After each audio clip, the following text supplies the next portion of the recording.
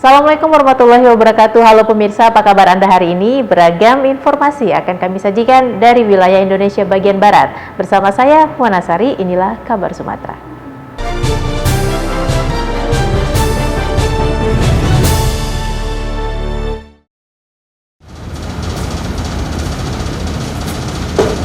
Pemirsa, apa kabar Sumatera yang berbahagia? Saya Verwang.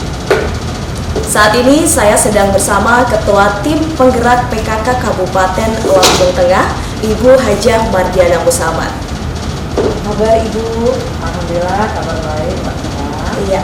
Pemirsa, kita akan berbincang-bincang bersama Ketua Tim Penggerak PKK Kabupaten Lampung Tengah terkait kegiatan hari ini. Hari ini kita ada satu kegiatan yang memang sangat menarik.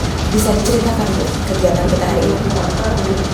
Ya, alhamdulillah hari ini kita kebetulan memang ada kegiatan pembinaan dari Ketua Tim Penggerak PKK Provinsi Lampung, khusus untuk di kegiatan di Penggerak PKK di Kabupaten Lampung Tengah, serta 7 organisasi lain yang terintegrasi di dalamnya.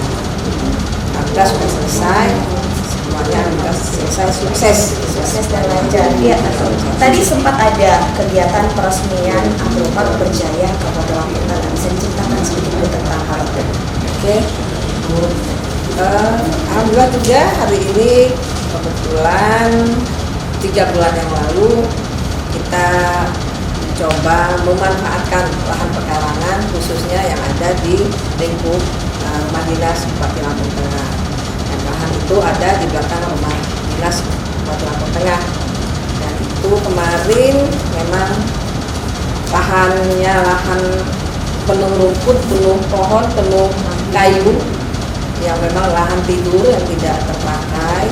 Dan ini berusaha kita olah dengan cara memanfaatkan pekarangan halaman rumah dinas yang ada saat ini. Dan itu kita buat menjadi kebun percontohan. Pertama itu memang wacananya adalah kita buat jadi kebun percontohan untuk kelompok anti tani Berjaya Kabupaten Lampung Tengah. Tapi seiring berjalannya waktu, kenapa ini tidak dijadikan agrofag? Karena kalau untuk percontohan untuk skup Kabupaten Lampung Tengah ini, karena di Lampung Tengah memang punya 28 kecamatan Lampung Tengah ini, dan itu tersebar beberapa kelompok Palinti Berjaya yang ada di Lampung Tengah, 28 kecamatan, dan alhamdulillah semua sukses semua. Alhamdulillah. Ya, alhamdulillah. Sebenarnya kalau untuk tujuan utama sendiri dari kita bentuk Agrofag Berjaya Kabupaten Lampung Tengah ini apa? Itu kita tujuan pertama kita membuat Agrofag ini adalah memanfaatkan pekarangan halaman rumah tangga yang pasti, karena di situ kita dengan tim penggerak PKK sendiri ada di Pokja 3 masalah ketahanan pangan. Nah, jadi kita olahlah lahan yang ada di pekarangan rumah kita, terutama masyarakat kita yang ada di Lampung Tengah, di kecamatan dan kampung yang ada di Kabupaten Lampung Tengah ini. Dan alhamdulillah mereka responnya baik sekali. Ya, baik sekali. Apalagi kemarin kita buat ini tergeraknya semenjak ada pandemi COVID-19 ya. Dengan cara apa sih kita bisa memberdayakan perempuan-perempuan yang ada di Lampung Tengah. Dan itu alhamdulillah kita bersinergi dengan tim penggerak PKK yang ada di kampung dan kecamatan untuk bisa memanfaatkan lahan pekarangan rumahnya masing-masing. Ibu Mardiana, terkait dengan sistem pengelolaan dari Agrofag itu sendiri nanti akan seperti apa? Siapa nih yang akan mengelola? Yang pasti kemarin kita memang awal mulanya mendirikan Agrofag ini secara perlahan. Secara perlahan dalam arti kita memanfaatkan ibu-ibu KWT yang ada di 28 kecamatan. Ya. Dan alhamdulillah dengan kekompakan mereka semua, Agrofag itu bisa dengan cara memberdayakan ibu-ibu KWT-nya dari masing-masing kecamatan. Mereka dengan kompaknya membuat agenda sendiri.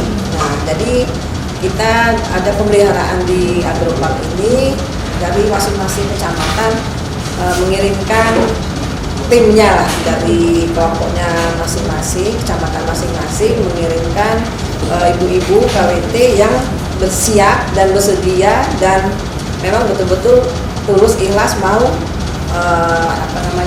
merawat agropark kita yang ada di Lampung Tengah.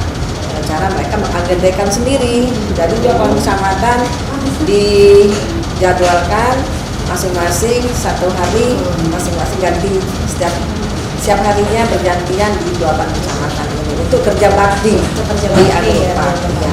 Berarti menurut Ibu sendiri FKKWT kita tuh sangat kreatif ya Bu?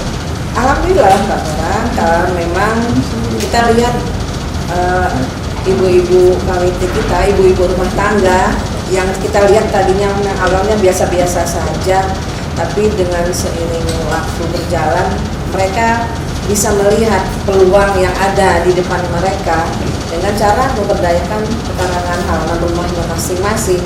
Karena perlu kita ketahui juga ya, kan di kelompok KWT itu, satu kelompok KWT itu personilnya ada 25 sampai 30 kakak.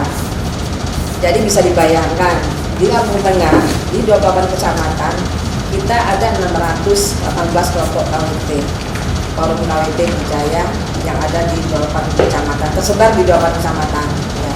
Dan itu masing-masing satu kelompok memang terdiri dari 25 sampai 30 kakak ya, Kecamatan ya? Berkecamatan. Setiap kecamatan itu masing-masing kampung. Karena kita harapkan bisa mendapatkan kelompok-kelompok KWT untuk bisa bertambah lagi dari 618 yang juga sampai sekarang sudah bertambah sebetulnya, cuman yang sudah terintegrasi dengan Dinas Pertanian itu baru 618. Sisanya ini seiring waktu berjalan nanti kita akan sounding dengan Dinas Pertanian untuk bisa terintegrasi pula di pertanian, Kementerian Pertanian Pusat. Berarti memang kita optimis ya Bu ya bahwa FKWT untuk di Lampung Tengah ini memang sangat potensial ya. Optimis sekali Mbak Vera, karena kita lihat memang perempuan-perempuan yang ada di Lampung Tengah ini tidak mau berdiam diri. Mereka rata-rata kreatif, orangnya siap berkreasi dan berinovasi untuk di kebun dan lahannya masing-masing. Karena dengan adanya dinas-dinas terkait juga yang ada yang masuk mensupport di kelompok KWT Berjaya Lampung Tengah, dan alhamdulillah memang ada 12 UPD yang mensupport kegiatan forum KWT Berjaya yang ada di Lampung Tengah ini. Jadi masing-masing dinas ini juga mereka ada semua masing-masing OPD memang banyak sekali kontribusinya untuk ini kemajuan KWT kita yang ada di Lampung Tengah ini. Baik ya, Ibu, forum KWT Berjaya Lampung Tengah ini mungkin mereka terkendala nih terkait promosi, atau mereka akan membuang kemana nih produk-produk yang sudah mereka hasilkan? Apa nih langkah dari Pemda sendiri?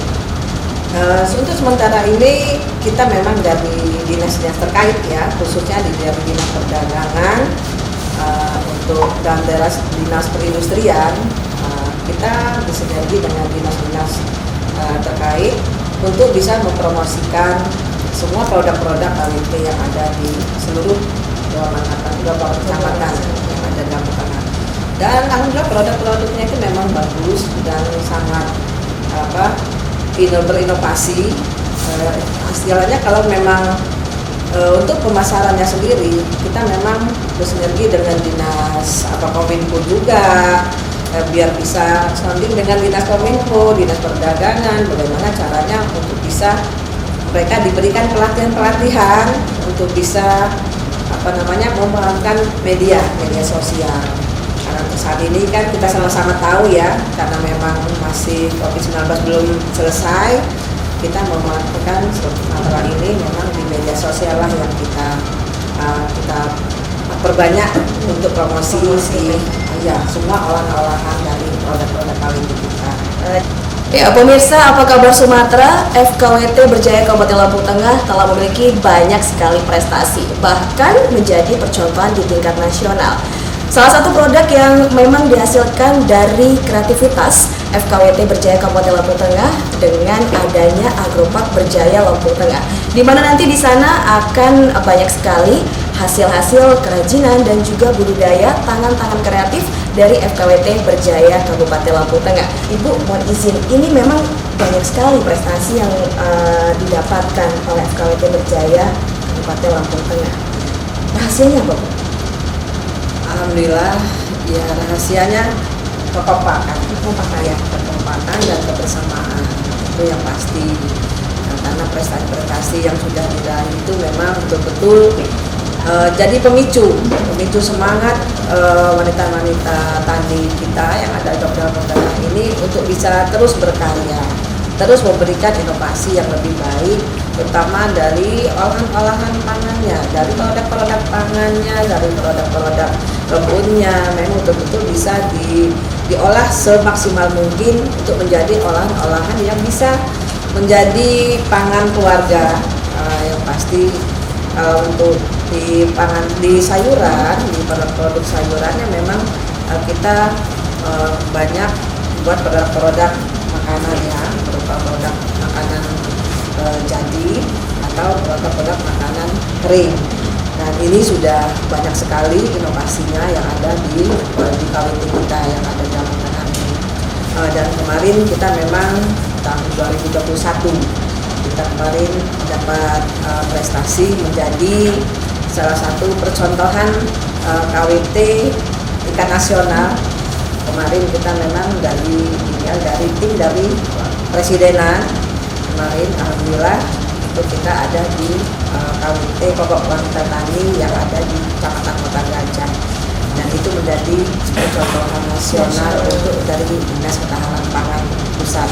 Suatu kebanggaan ya Bu ya, tentu sangat menjadi kebanggaan bagi kita, khususnya Forum KWT Berjaya Lampung Tengah ini yang betul-betul menjadi penyemangat wanita-wanita tangguh yang ada di kita di Kabupaten Lampung Tengah ini untuk terus memberikan inovasi untuk hasil produk-produknya masing-masing kelompoknya.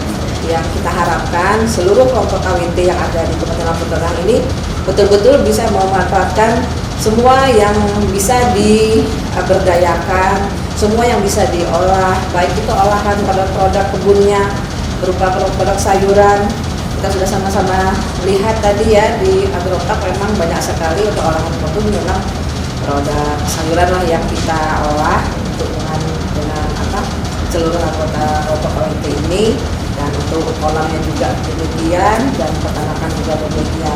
Harapan kita ke depan setidaknya untuk mencukupi pangan rumah tangga masing-masing, iya, untuk mencukupi pangan rumah tangganya masing-masing itu sudah tercukupi. Jalannya piring nasinya terisi, dan kalaupun berlebihan dari produk produksi atau pertaniannya itu bisa dijual dan bisa mendapatkan hasil dan bisa menambah penghasilan. Jadi piringnya terisi, dompetnya pun terisi. Itu harapannya. Jadi sekali mendayung dua pulau sekali ya. Iya. Jadi perempuan juga memang bisa menghasilkan uang sendiri. Padahal hanya di rumah nih ya, tapi dengan memberdayakan lahan pekarangan dan lain sebagainya. Betul. Iya, baik Bu Mardiana, pertanyaan terakhir sebelum kita mengakhiri sesi perbincangan singkat kita pada hari ini. Pesan-pesan untuk teman-teman dari KWT Berjaya Lampung Tengah.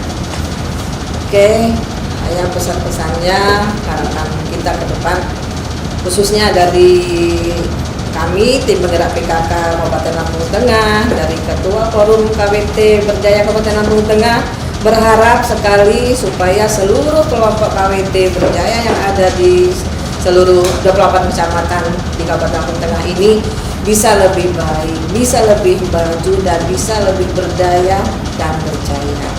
Nah, jadi itu tadi pesan-pesan dan juga harapan ya untuk kita semua, memang supaya perempuan-perempuan di Lampung Tengah bisa semakin meningkatkan kesejahteraan keluarga dengan berbagai kegiatan tadi dari KWT Berjaya. Ibu Mardiana, terima kasih banyak untuk waktunya bincang singkat hari ini. Semoga kita bisa berbincang lagi di lain kesempatan. Terima kasih.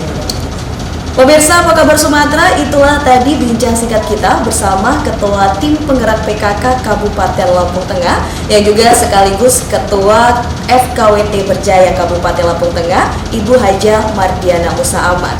Dan bisa kita tarik kesimpulan bahwa kegiatan dari FKWT Berjaya sangat bermanfaat untuk meningkatkan kesejahteraan keluarga dan memberdayakan perempuan khususnya di Kabupaten Lampung Tengah. Saya Ferawan dan segenap kru yang bertugas mengucapkan terima kasih. Sampai jumpa. Kabar pertama kami awali dari Sumatera Utara. Pemirsa, Dewan Perwakilan Rakyat DPRD Kabupaten Simalungun, Sumatera Utara menyetujui anggaran pendapatan belanja daerah atau APBD Kabupaten Simalungun sebesar 2,4 triliun rupiah. Rapat paripurna ini dipimpin oleh Ketua DPRD Kabupaten Simalungun Timbul Jaya Sibarani dan didampingi oleh wakil-wakilnya serta sejumlah anggota DPRD Simalungun. 8 fraksi juru bicara dari masing-masing fraksi membacakan pendapat akhir fraksi mereka yang seluruhnya menyetujui rancangan APBD menjadi APBD Kabupaten Simalungun tahun anggaran 2022. Kedelapan fraksi tersebut yakni Golkar, PDI Perjuangan, Demokrat, Gerindra, Nasdem, Hanura, Perindo, dan Partai Amanat Persatuan Pembangunan. Setelah seluruh anggota DPRD yang hadir setuju, kemudian dilakukan penandatanganan berita acara persetujuan oleh Bupati Simalungun melalui Wakil Bupati dan Ketua DPRD bersama wakil-wakilnya. Atas disetujuinya APBD Simalungun ini selanjutnya akan disampaikan kepada Gubernur Sumatera Utara untuk dievaluasi agar dapat ditetapkan menjadi peraturan daerah Kabupaten Simalungun. Fraksi-fraksi semuanya sudah menerima ya dan mendukung untuk diteruskannya RAPBD Kabupaten Simalungun ditetapkan menjadi APBD Kabupaten Simalungun 2022. Tentunya setelah hari ini kita akan mengantarkan dokumen-dokumen ini untuk mendapat pembahasan dan persetujuan dari Gubernur Sumatera Utara. Tentu di dalam rancangan tersebut banyak menaruh harapan, secara khusus harapan masyarakat terkait dengan peningkatan pembangunan dan pertanian di Kabupaten Simalungun. Dengan keterbatasan anggaran yang ada, kita meminta ke pemerintah Kabupaten Simalungun supaya berbagai kegiatan itu dilakukan pengawasan yang betul-betul sehingga tidak terkesan sia-sia anggaran yang sudah kita alokasikan. Dari Kabupaten Simalungun, Sumatera Utara, Daud Sitohang, TV One mengabarkan. Bupati Simalungun Radiapo Hasiolan Sinaga menghadiri pelantikan 4 pengurus komisariat REI Sumatera Utara yang digelar di Gedung Convention Hall Siantar Hotel. Ketua DPD Real Estate Indonesia atau REI Sumatera Utara, Andi Atmoko Panggabean melantik 4 pengurus komisariat REI di Sumatera Utara periode 2021 sampai 2024. Keempat komisariat itu masing-masing Komisariat REI Pematang Siantar, Kabupaten Simalungun, Kota Tebing Tinggi, dan Kabupaten Asahan. Saat menghadiri kegiatan pelantikan Komisariat REI ini, Bupati Kabupaten Simalungun sangat mengapresiasi peran dan fungsi REI pada pembangunan perekonomian daerah, khususnya Kabupaten Simalungun yang dapat mengurangi pengangguran melalui penyerapan tenaga kerja. Bupati Simalungun Radiapo Hasiolan Sinaga juga mengajak para pengurus yang baru dilantik agar dapat berkomunikasi dan bersinergi dengan pemerintah daerah untuk percepatan semua lini pembangunan khususnya perumahan. Tentu ini merupakan suatu surprise ya bagi kami pemerintah Kabupaten Simalungun dan Kota Madya Pematang Siantar. Ya mudah-mudahan ya dengan pelantikan komisariat ini bisa lebih meningkatkan kinerja REI Sumut ya pada umumnya, khususnya Kabupaten Simalungun dan Kota Madya Pematang Siantar. Ya tentu ketika REI ini bisa berkembang tentu juga akan menambah ya PAD Kabupaten Simalungun atau ke pemerintah daerah. REI merupakan asosiasi pengusaha real estate berperan penting dalam usaha pengadaan perumahan dan penyediaan hunian layak bagi masyarakat berpenghasilan rendah. Saat ini, REI Sumut beranggotakan 365 perusahaan yang tersebar di berbagai wilayah di Sumatera Utara. Dari Pematang Siantar, Sumatera Utara, Daud Sitohang, TV One mengabarkan. Bupati Simalungun Radiapo Hasiolan Sinaga menghadiri upacara penyambutan Satgas Yonif 122 Tombak Sakti yang telah purna tugas dalam melaksanakan operasi Pamtas RI PNG di sektor selatan Papua tahun 2021. Acara penyambutan ini digelar di Mako Yonif 122 TS Kabupaten Simalungun, Sumatera Utara. Proses penyambutan diawali dengan pelaksanaan upacara yang dipimpin langsung oleh Pangdam 1 Bukit Barisan, Maijen TNI Hasanuddin, dihadiri Danrem 022 PT Kolonel Infanteri Perlindungan Huta Galung, dan Dim 0207 Simalungun Letkol Infanteri Roli Souhoka, dan Denpom Pematang Siantar Mayor CPM B. Simbolon, Bupati Kabupaten Simalungun Radiapo Hasiolan Sinaga, beserta sejumlah undangan lainnya. Dalam kesempatan ini, Pangdam 1 Bukit Barisan Maijen TNI Hasanuddin menyampaikan terima kasih kepada pasukan yang purna tugas operasi di sektor selatan Papua tahun 2021 yang telah berjuang dan pulang dengan selamat, serta tanpa satu pelanggaran pun selama 11 bulan bertugas di Papua. Selanjutnya, Pangdam mengingatkan personel yang purna tugas dapat memanfaatkan waktu berkumpul dengan keluarga dan tidak diperkenankan melakukan tindakan arogansi, serta tetap menciptakan situasi aman di tengah masyarakat.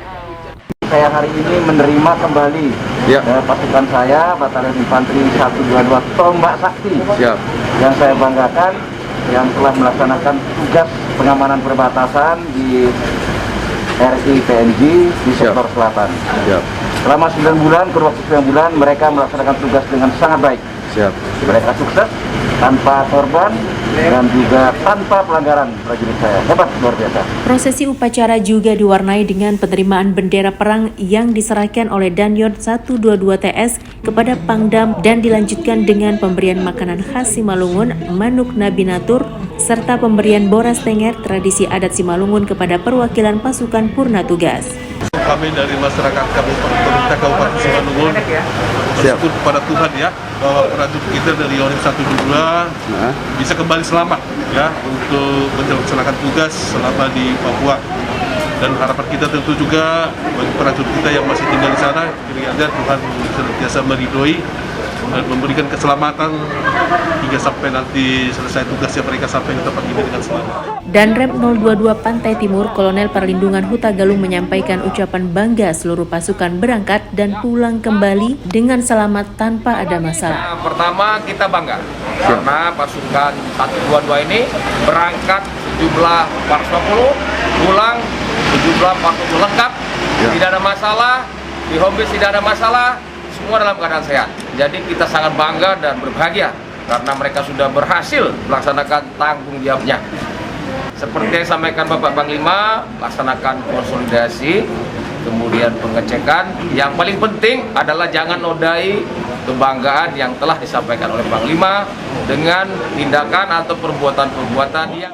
Dari Kabupaten Simalungun, Sumatera Utara, Daud Sitohang, TV One, mengabarkan. Bupati Simalungun Radiapo Hasiolan Sinaga meresmikan penggunaan gedung unit pelaksana uji berkala kendaraan bermotor di Pematang Raya, Simalungun, Sumatera Utara. Peresmian penggunaan gedung unit pelaksana uji berkala kendaraan bermotor ini ditandai dengan gunting pita oleh Bupati Simalungun Radiapo Hasiolan Sinaga didampingi Ketua DPRD Simalungun, Timbul Jaya Sibarani, dan undangan lainnya. Dalam peresmian gedung ini, Bupati Simalungun berharap agar kedepannya uji KIR Simalungun yang baru saja diresmikan bisa menghasilkan dan meningkatkan PAD Kabupaten Simalungun. Bupati juga menyampaikan sejak 3 tahun terakhir kendaraan bermotor dari Kabupaten Simalungun melakukan uji KIR di daerah lain. Diharapkan dengan dilaksanakannya launching UPUBKB ini, kendaraan di Simalungun sudah dapat melaksanakan uji KIR di daerah sendiri. Radiapo menegaskan bahwa melihat luas wilayah dan jumlah kendaraan di Simalungun, minimal akan ada titik lokasi UPUBKB. Dan ini merupakan PR bagi pemerintah Kabupaten Simalungun agar kedepannya Pemkab tersebut dapat membuka 2 unit UPUBKB di 2 lokasi yang berbeda. Ya, sebagaimana kita ketahui bahwa uji KIR di Simalungun selama 3 tahun belakangan ini ya itu dilaksanakan di luar Simalungun.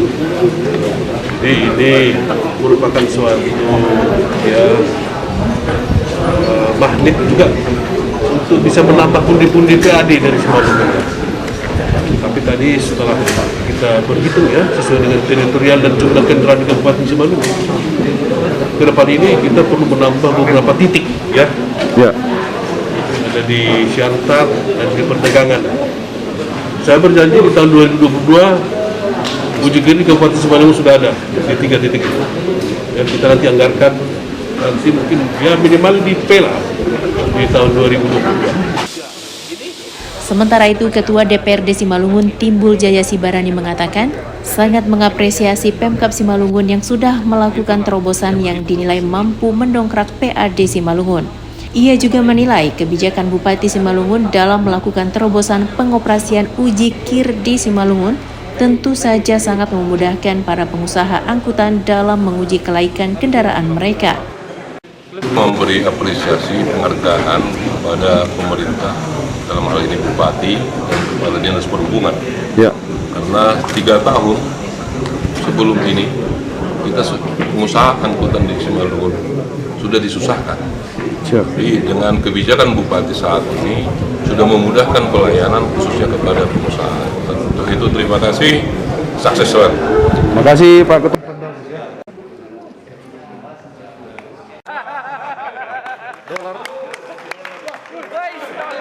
Dari Kabupaten Simalungun, Sumatera Utara, Daud Sitohang, TV One, mengabarkan.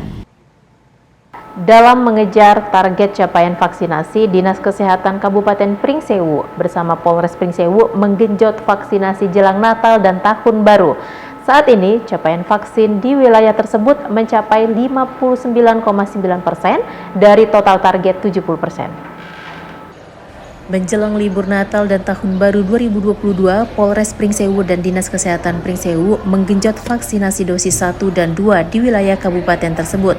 Dalam pekan ini, pihak pemerintah daerah, Dinas Kesehatan maupun pihak terkait masih terus fokus dalam percepatan vaksinasi pada masyarakat. Saat ini di wilayah Kabupaten Pringsewu Lampung sudah mencapai target 59,9% dari total target 70% dosis 1 dan dosis kedua. Serbuan vaksinasi di Kabupaten Pringsewu juga dilaksanakan di sejumlah titik yang tersebar di beberapa instansi, baik di ranah pendidikan, TNI, Polri, Puskesmas hingga tingkat desa.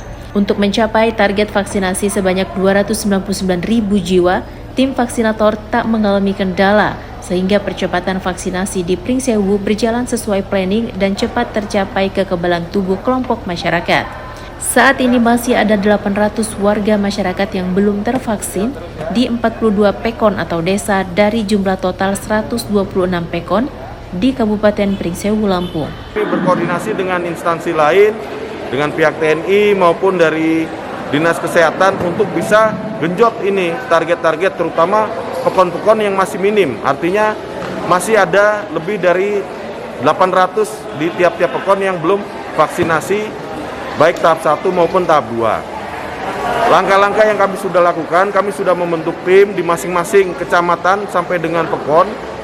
Rekan-rekan kami dari Polres, para perwira sudah kami sebar untuk berkoordinasi mulai dari tingkat kecamatan, kemudian sampai dengan tingkat pekon, dan seterusnya sampai dengan RT dan RW. Meski capaian vaksinasi mulai meningkat dan kasus COVID mengalami penurunan, pemerintah dan instansi terkait meminta masyarakat untuk jangan terlena dan menerapkan serta saling mengingatkan antar masyarakat untuk menjalankan protokol kesehatan. Dari Pringsewu, Lampung, Pujiansyah, Nanang, TV One mengabarkan. Pemerintah Kabupaten Pringsewu Lampung dan DPRD Pringsewu menggelar rapat paripurna dalam rangka persetujuan dan pengesahan rancangan peraturan daerah atau APBD Pringsewu tahun anggaran 2022. Rapat paripurna dalam rangka persetujuan dan pengesahan rancangan peraturan daerah anggaran pendapatan dan belanja daerah atau APBD Kabupaten Pringsewu tahun anggaran 2022 telah disepakati secara bersama, yakni antara pemerintah Kabupaten Pringsewu dan DPRD Pringsewu. Menurut Ketua DPRD Kabupaten Pringsewu, Suherman menyatakan telah ada 9 peraturan daerah yang disahkan dalam sidang, diantaranya Perda tentang pendirian Perusahaan Persaroan Daerah Pringsewu Jaya Sejahtera, 2. Perda tentang retribusi terkait penjualan produksi usaha daerah, 3. Perda tentang penambahan penyertaan modal kepada pengusaha daerah di Wai Sekampung, 4. Perda peningkatan kualitas perumahan dan pemukiman kumuh, 5. Perda tentang penyerahan prasarana, sarana, dan utilitas perumahan serta pemukiman. 6. Perda tentang penyelenggaraan rumah susun. 7. Perda tentang rencana pembangunan dan pengembangan pemukiman serta kawasan pemukiman tahun 2021 sampai 2039. 8. Perda tentang pertanggungjawaban pelaksanaan anggaran pendapatan dan belanja daerah tahun anggaran 2020 dan 9. Perda tentang perubahan anggaran pendapatan dan belanja daerah tahun anggaran 2021. Terus dalam tahun 2021 ini DPRD telah mengesahkan 9 raperda. Ya, perda pertama itu perda tentang pendirian BUMD PT Prinsip Wijaya. Pimpinan DPRD mempunyai tugas yang pertama memimpin rapat dan menyimpulkan hasil sidang untuk diambil keputusan. Kemudian yang kedua, menyusun rencana kerja pemimpin dan mengadakan pembagian kerja. Dari Pringsewu, Lampung, Pujiansyah, Nanang, TV One mengabarkan. Badan Penanggulangan Bencana Daerah Kota Medan bersama berbagai organisasi dan relawan kemanusiaan melakukan pengkajian kerusakan dan kerugian pasca bencana tahun 2021. Pemerintah Kota Medan melalui Badan Penanggulangan Bencana Daerah melaksanakan kegiatan pengkajian perusakan dan kerugian pasca bencana tahun 2021 yang berlangsung di salah satu hotel di Kota Medan. Dalam kegiatan ini selain dihadiri langsung oleh Kepala BPBD Kota Medan Muhammad Husni, juga dihadiri Kepala BPBD Provinsi Sumatera Utara Abdul Haris Lubis, praktisi kebencanaan dan staf ahli bidang drainase PU Kota Medan, serta dihadiri beberapa komunitas relawan seperti PMI Medan, Kogana, Kokam Medan, Pramuka Medan, dan beberapa komunitas lainnya. Diskusi kajian pasca bencana dengan kolaborasi segala unsur terlibat baik dari pemerintah atau non-pemerintah daerah Kota Medan. Langkah ini sebagai proses bekerjasama untuk menelurkan gagasan atau ide dan menyelesaikan masalah secara bersama-sama menuju visi bersama dalam rapat darurat bencana.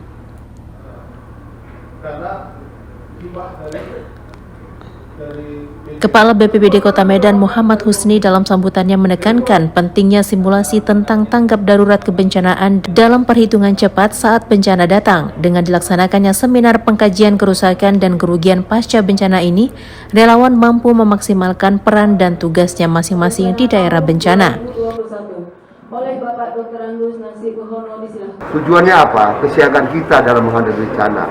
Kita tahu di Medan ada banjir rob, ada banjir bandang, ada angin puting beliung, makanya dibutuhkan perhitungan cepat nantinya ketika bencana datang.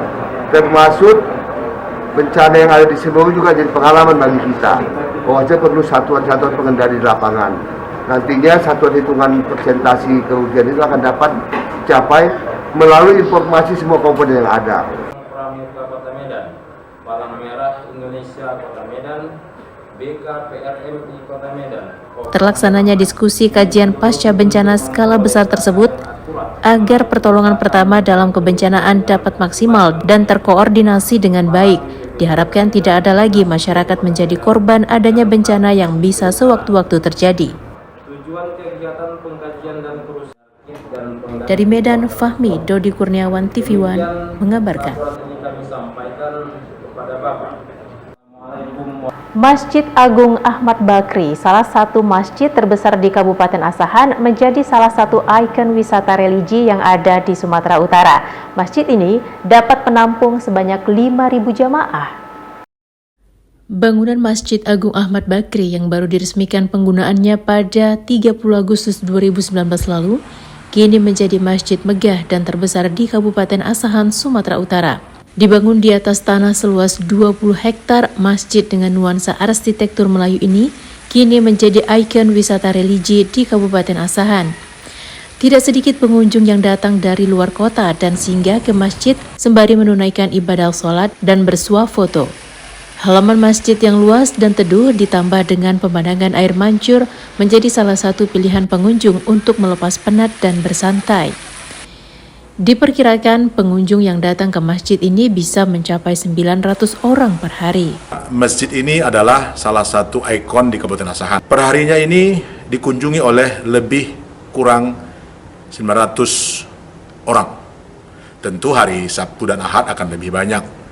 Tapi BKM tetap menghimbau jamaah atau masyarakat yang ingin berkunjung ke masjid ini, baik dalam kaitan beribadah atau kunjungan wisata religi, tetap harus menjaga protokol kesehatan. Masjid ini juga dibuka 24 jam, juga memberikan program-program keagamaan seperti kajian-kajian rutin setiap subuh Ahad, malam Senin, malam Kamis, dan juga pembinaan-pembinaan anak-anak Iqra. Masjid ini ada mengelola lembaga tahfiz Al-Quran yang terdiri dari anak-anak dari kecamatan se-Kabupaten Asahan. Sudah 3 tahun berjalan, sudah menghasilkan beberapa hafiz 30 juz, dan ini juga insya Allah menambah kebaikan dan keberkahan kepada masyarakat Asahan. Badan Kesejahteraan Masjid selalu melaksanakan kegiatan keagamaan, diantaranya mengelola lembaga tahfiz Al-Quran, dan sekarang sudah melahirkan beberapa hafiz Quran 30 juz.